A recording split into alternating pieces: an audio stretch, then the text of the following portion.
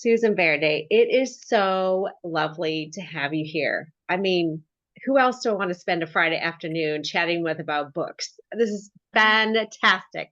Thanks so much for making the time to speak to us. I really wanted to dive into this idea of how do you write children's books? It's a common question we hear, and we met years ago at the National Kids Yoga Conference. I bought one of your books at the time, I Am Peace, and you'll notice if you haven't already checked out Susan Verde's books with Peter Reynolds, amazing. And this is one of your first ones, and now I think you have what, 8 or 10 or In the I Am series, we have, I think, 7, and then the 8th will be out in October. it's amazing. Right. Just keep going. They're beautiful. Like it's like a collection, even as adults. You know, my daughter's old enough now. I wouldn't read it to her now, but it's just such a beautiful book. The two of you are such a good pair. So I Yeah, just want to talk to everyone, to share with everyone, what the writing process is for sure. you. So to get started, why don't you tell us a little bit about your background? Because I don't know who you are as I know who you are now as an author, but I'd love to hear sort of your background. What's your passion, what's your work, and how did you really become a best-selling author? Okay, well, I will share as much as I remember. First of all, it's so nice to be here with you. I mean, I miss those conferences, and I miss all of those times when the yoga community could come together in person. I think I Am Peace was the second. I went the first conference I went to. I brought I Am Yoga, and then I Am Yeah. Peace was the next one. Yeah. But before that, long ago, ages ago, um, I was an elementary school teacher for many years. And I think, I sort of developed this love for picture books because Mm, I just felt like, and I still feel this way, that there's really no age limit. mm, And picture books are such an amazing entry into conversation about big topics.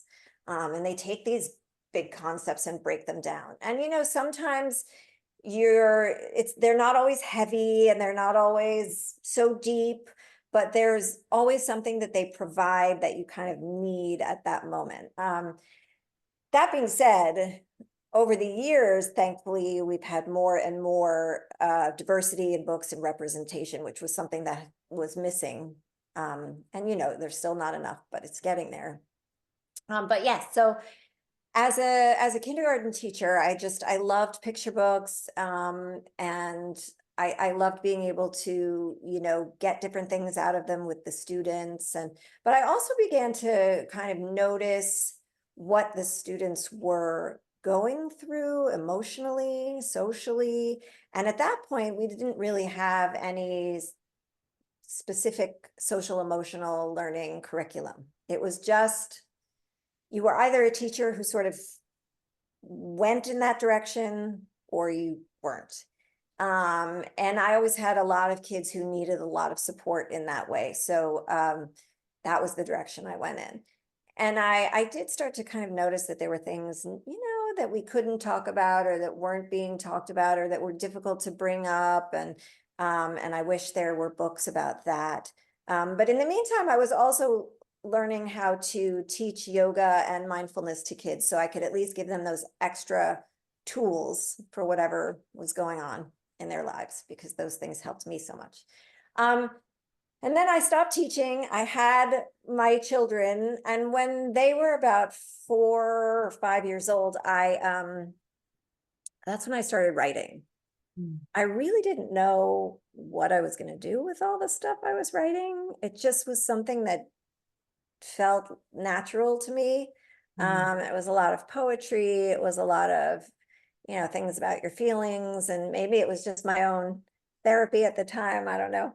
Um, but long story short-ish, I ended up with this pile of stuff that I had written, and I had some wonderful friends in the children's book industry. And so I went to them and said, what do I do with this? I don't know anything about anything. And I took some workshops, and I learned a lot of things. And then Peter Reynolds was running a workshop about writing picture books, and I applied for it and I got it. And then one of the perks was being able to show him your work. And when I sat down with him, he pulled the museum, was my first book, out of a stack of all this stuff I'd written. And he said, this is a book I'd love to illustrate. Mm, And I was like, what? And so, wow. yeah, so I didn't go about things the sort of traditional way. I almost, feel bad when a writer will say, how do Mm, you query an agent, or how do you query, or how do you submit to a publisher without an agent? And I'm sort of like, well, right. I can tell you what I've heard, but Yes. I'm very, very lucky in that way, because that encounter with Peter, it just one thing led to another. And yeah, and I kind of kept going. And I think with the IM series, it just felt like there was so much to talk about. I mean, first of all, the tools of yoga and mindfulness. And then, you know, I was noticing that the adults in the world were forgetting how to communicate with each other, and that there are children listening.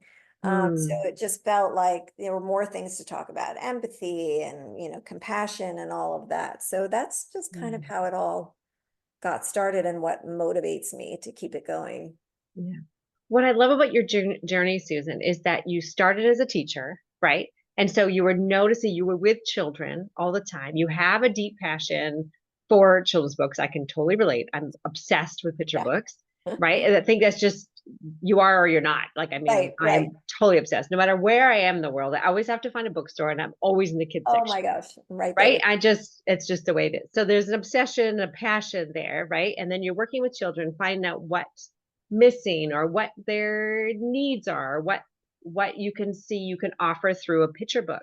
And then you have this whole experience too with picture books too. It's not just I love teacher authors specifically because we're always thinking about how can we write stories that have the layers, that have the teaching piece, right? It's not just a one and done. right. There's something you can come back to and work with children. And you've got that space in which you build this connection with children. There's this beautiful give and take, right? When you're story reading, and there's so much you can do social emotionally in a crew, right? Would you agree? Yes, Like I used yes, to love the totally agree. stroking of And the leg when they were I, little. I feel like there's that, tricky point too, where you want to share a story with, the layers and the levels and all of that, but Mm. you don't want it to be so on the nose, right? Yes. Like directing people to think Ex- or feel a certain way. I love that. So Yes. yeah, that's the challenge, I think. Yes. Yeah. And then from there, so you're a teacher, you're working with children, and then you started writing. You had your own children, you started writing. I think that's the thing too, right? So often we think, oh, we want to do this thing, but we don't always do the thing. Right, right. It's just about doing it. It's about practicing. Like we're not talking about I am peace or I am yoga and all that. That's not going to be the first thing you write. There has to be a piece of practice, right? So you did the practice, and then you put yourself in situations where you're talking to your friends, find out who's what and who can share, and you're learning, went through a learning piece, and then you went actually to a workshop, and that's where you met Peter Reynolds. And I think I agree with you that oftentimes people are looking for the magic formula, and Yeah, there's often a little magic. There is a formula for each of us, there's a journey for each of us, but there is a little magic. there is. I mean, the two of you together is what really created that magic. And you're just the right place, the right time. And you're Yeah. extremely talented, and he saw that. I love all that together. I mean, I just feel like sometimes, one of the things I think in my favor was that I wasn't really focusing on an outcome. Like I wasn't sitting here Mm, thinking I have to publish a book and I have to yeah, do this and this is what I'm doing now. And you yeah. know, I felt like I was learning, and I felt like it was a process, and I wanted to experience the process. So, Mm, that's why I went to the workshops, and that's why I always say, like, share your work, don't hide it, share it mhm, with people. You just never know where it's going to lead. Um, mm, but I think had I been focused on, like, okay, how do I get this story out to I may have not yeah. had the experience I had. I love that. So there's this piece, like we talked about the yoga principles, right, of effort and surrender. So there's the effort of you practicing the writing, but then there's a bit of a surrender piece too, right? Swaha, it is what it is. So you put it out in the world and then it gets shown up so that you were committed to the experience, but you weren't attached to the outcome. Right. I think Right. that's And really that's hard powerful. to do because, It is.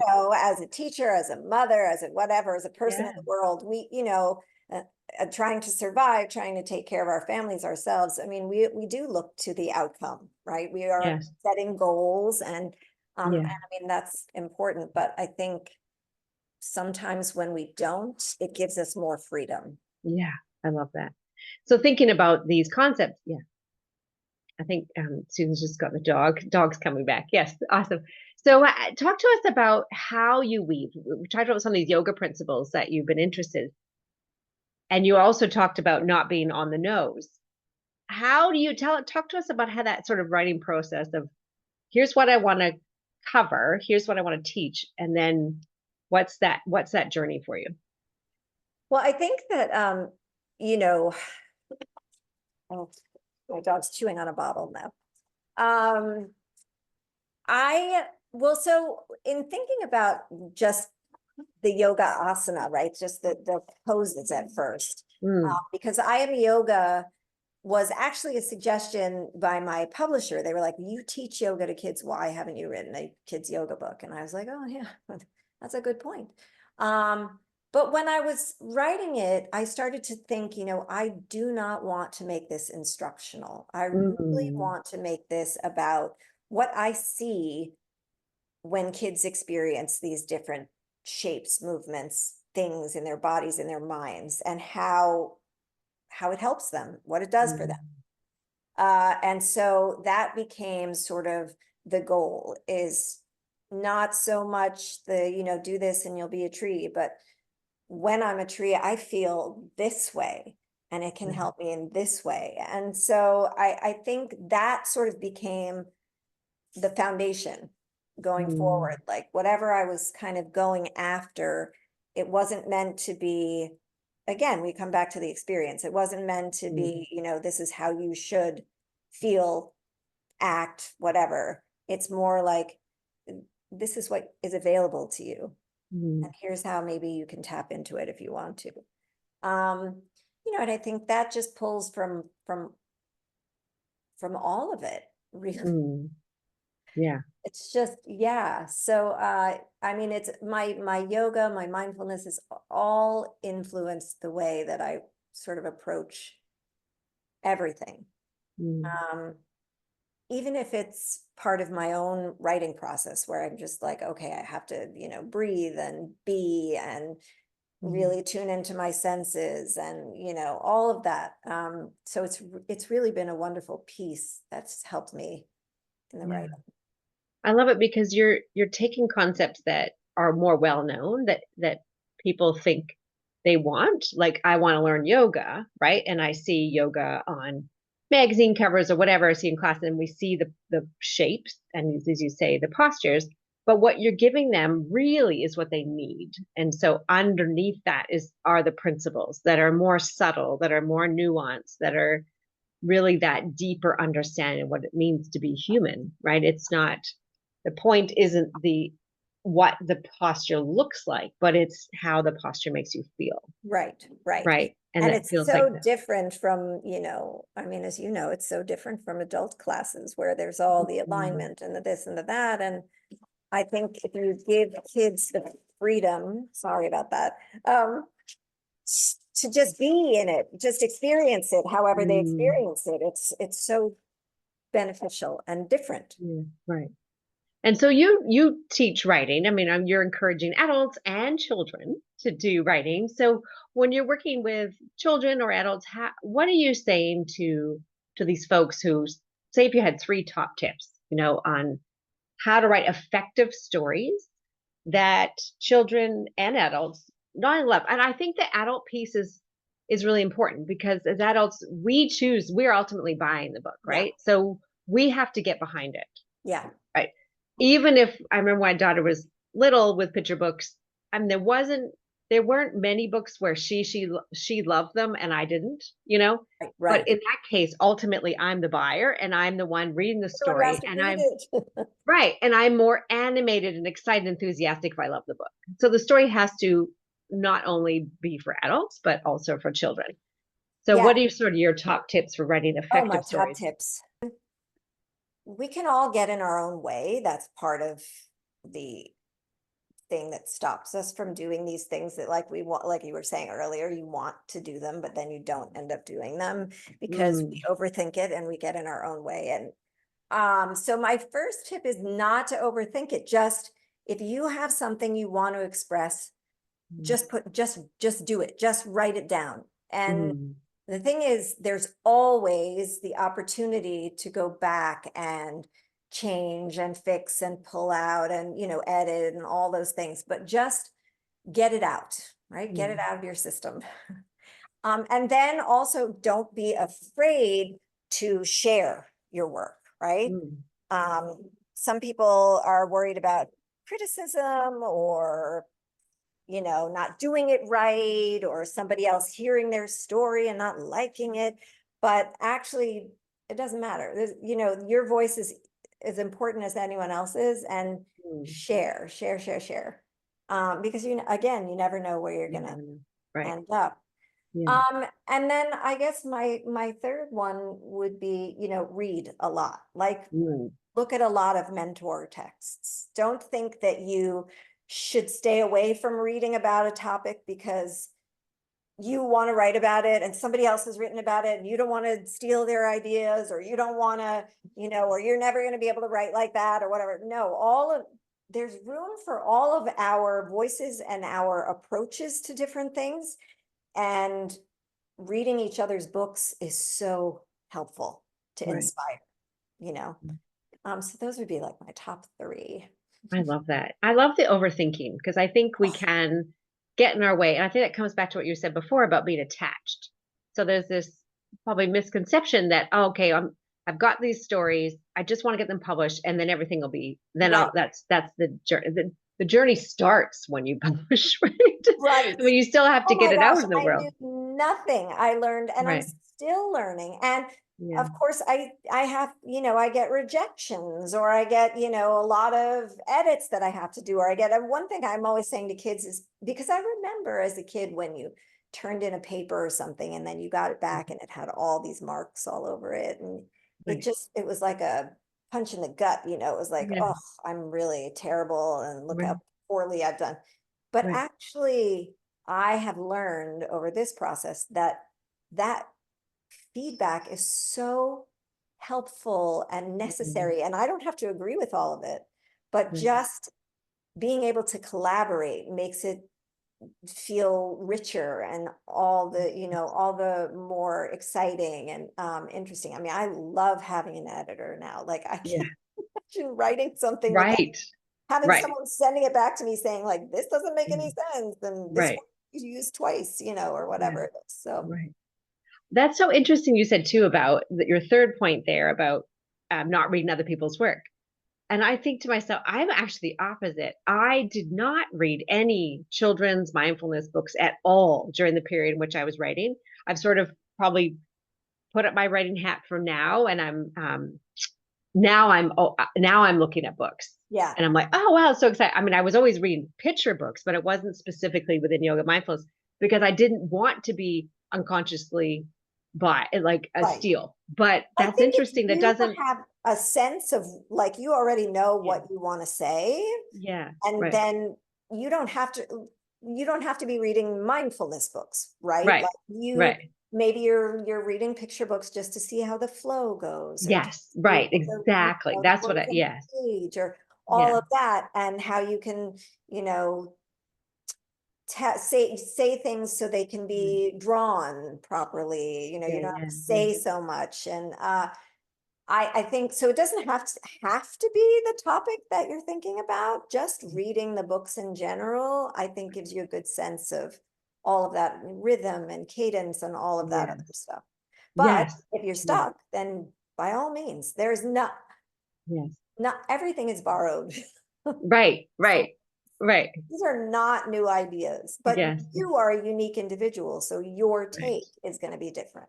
Yes. And I think what we're talking about here, I mean, for me, because I have such a mathematical mind, which is really surprising to me that I write books, but in any case, I'm not so focused on the words. For me, my passion is the idea. Mm, So the ideas are really what drives me. So that's interesting. I think you're a craft on your writing, like you talked about poetry before.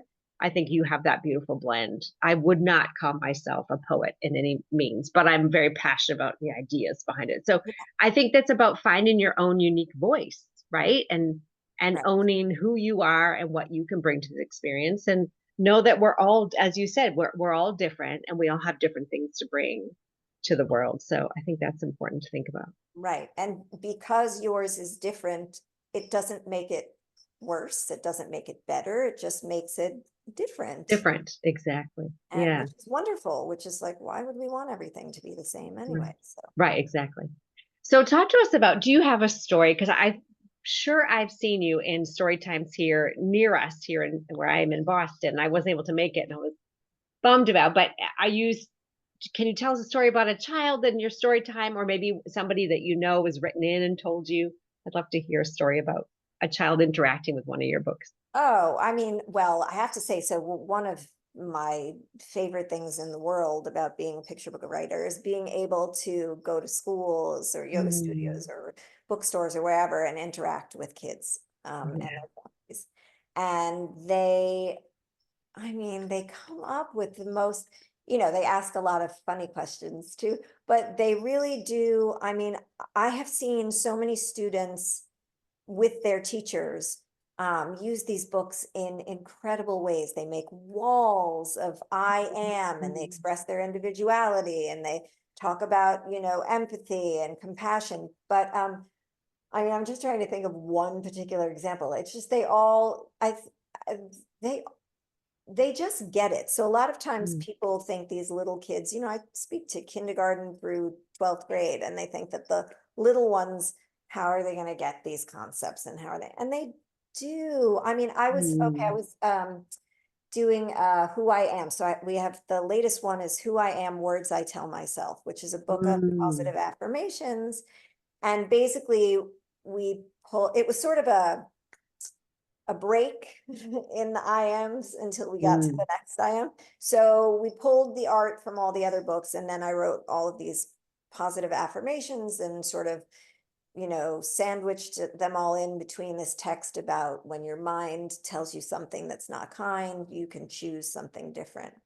And mm, just when I throw out the question, what are some things our minds tell us that aren't so nice? And these kids, mm, I mean, they mm, already, which is amazing and also terrible, mm, because they're like, oh, sometimes I tell myself I'm not good at sports, or I'm, mm, I'm really stupid, or I can't do this, or I can't do that.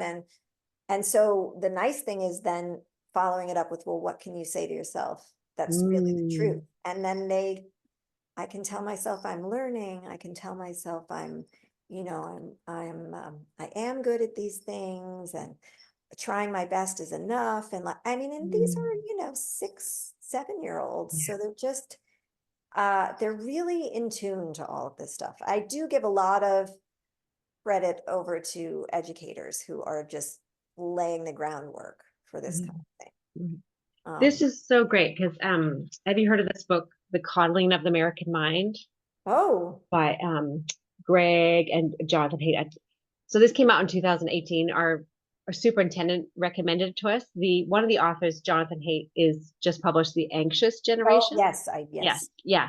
So in there is talking about the anxiety and depression, and what you're talking about there is, this type of thinking that has been really a part of the American mind for a few decades now. This Some ideas of like the all or nothing thinking, or just this negative way of seeing the world, right? Sort of the extremities of thought. And what you're doing with that book when you're talking there is that you're bringing to awareness. So instead of, they talk about cognitive behavior therapy, Mhm. right? But you're offering a way to put it out there of the things that they are thinking, and you're offering a space in which to say, how else could you think of it differently? Instead of us as adults saying, here's what you said, here's what else you can say, Right. but you're creating a platform. This is the beauty, right, of picture books, as you said, right? Is you're offering them a space to look more critically, right? And that's going to be more profound and last them longer if they're the ones generating those ideas, Absolutely. right?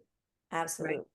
Yeah, And if they're given that space to say out loud the negative things, because maybe they don't know that everyone experiences that. And maybe they don't know that that's something, you know, I'll understand if you tell me what your brain just told you now that isn't very nice. Like maybe right. that's something that you feel like you should keep to yourself. And so it's sort of, yeah, space for sharing what's going on in here and also Mm, in your brain, and also looking at it in your own way, using your own language, your own experience to choose something different. right. And to see the power of thoughts and how that you aren't your thoughts, Right. right? That there's a pause there, and that's mindfulness, right? Right. So often we still hear like, what is mindfulness, what is it not? But It's that a tough one, through or yeah. it's tough, right? And I think again, your books provide that space in which to get curious about what it means and how they can implement it and use it for their own. Yeah. And I think too, what you're talking about, you said that you work with kindergartens through 12. Honestly, I think I'm going to rethink what about bringing these books to my seventh grader, right? That I'm going to get that one Well, about they the get a affirmations. whole different, Yeah, experience from it. I mean, right. they're going to get the depth of what mindfulness really means and what, Mm, the choices you can make. I don't know. I feel like, and again, that's also, when you're talking about adults feeling connected to the books they're reading to their kids, mm, mm, I don't sit down and write, okay, I have to figure out how grown up is going to like this and how mm. I really am just like, okay, how would I want to hear about this Yes, topic? right. Yeah, How would I want to explore it? Like, yeah, I'm not going to dumb it down for a child, and I'm not going to make it too yeah, complicated for an adult. And I yeah. just, this is the simplicity of it is what I need. So Hmm. somebody else needs it too. Yeah. Oh, I love this. So what advice? I'm sure you have people, knocking on your door and sending you emails and saying, I really want to be a published author like you, a best-selling, but I don't know where to start and I don't know how to get it out into the world. What do you say to folks like that? Well, I definitely say just write, take time, Hmm. whether it's every day or a specific, like make it a part of your routine, like, okay, 3 days a week from 11 to 1, I'm going to sit down and write. If nothing comes out, fine. If something comes out, great. If it's just lists of words, ideas, whatever, just make that part of your sort of your routine. And Hmm. then, like I said before, just share. Don't be afraid. Go to workshops, look up what's happening online. There's so many authors offering, and Scholastic, and like offering workshops and uh, you know, conversations and places you can either physically go or go online. And having these communities really, really helps a lot. If people think that it's, there can be that thought that like sharing, oh, you can't share, or you're not good enough, or again, that overthinking, that, being unkind to ourselves. But Hmm. really share it, just go, just absorb, because Hmm. again, you never know. And you're going to learn so much from other people who've done this a million times over. Um, and are still struggling with the same things you're Hmm. struggling with, right? So you'll find Hmm. some common ground to a New York Times best-selling author. I mean, I still, like, I don't expect that every manuscript is going to get this, huge reception. Like, I still get things rejected. I still feel like, oh my gosh, this isn't exactly what I want to say, or oh, what if I run Right. out of ideas, all of those things. So we all struggle with the same stuff. You're just at the beginnings of it. Right. And we're all human, Yeah. we're all human. Just, Yeah, yeah. and I, the kidlit world is so, like the kids yoga world, yeah. is so welcoming and Mm, kind and yeah. gentle and encouraging. I just, you know, Oh, I mean, I hope that people don't feel intimidated, because we all just we're all just like, we just Right. want to be with the kids and do for the kids and, you Yeah, know, so, yeah, so it's a great community. I love that. It's so beautiful. So where do we find you online and what's next for you? Oh, What's the best place? okay, well, you can find me online, at my website, which hopefully I'm revamping at some point soon, but it's just susanverde.com. And you can email me through there and I respond to all my emails. And you can set up school visits and whatever it is. And then, I'm on Instagram, also at Susan Verde. I, I like have a presence on Facebook and what's it called? Threads X? I don't know what it is. What used to be Twitter, but I'm Yeah, not really active on those. So yeah. Instagram is probably the best place. TikTok, I'm on there, and my website. And then those are the places Awesome. you can find me. And can we buy your books on your website or is it Yes, best on yes, Amazon? I have links to where you can buy them on my Okay. website. I don't Right. personally stock any of them or sell them, but I do have a local bookstore. If you want a signed copy of anything, you can contact them and I can go over there and sign it and they'll ship it to you. They are Bookhampton, so they're just Right. bookhampton.com and they are located in East Hampton, New York. So Beautiful. Oh, thank you for taking this time. You're just such a gem. I was so looking forward to chatting. Thank you so much, Susan. thank Really you so appreciate much. you. Oh, I appreciate you too.